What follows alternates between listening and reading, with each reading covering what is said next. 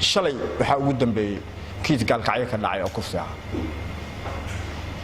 gabar yar oo 8 sano jirta baanin weyn aanu malaynayna inuu waliba dadkan la yiraahdo diasporada uu yahay xogaa farxumeey waxireen waxaan kaloo idinku bishaaraynayaa kiiskii isla gaalkacyo ka dhacay oo gabadhii Caaisha Allah u naxariistee foosha xumaa wuxuu ka dhici doonaa jaamacadda bariga Afrika maalinta Sabtida waa open أنا كفى إذا سنة شركان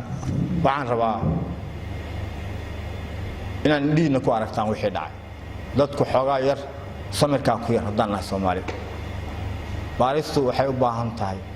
وقت الليل إلا الصيد سبتي ده مركو صوبان لقي أنا ومحكمة دواجيني محكمة دوحي كوصوبان لقي دونتا هالكاس يدا تقان غفك سيد دينيسو وشرعي وسيد دينيو يقف كل حكومة دون بإذن الله تعالى إذن كانوا حالك فريا إنها كسوق قشان سهوفا ونظيفة بحي إلهي إذن فري شرعي قنت الله إن إنا دلال لسان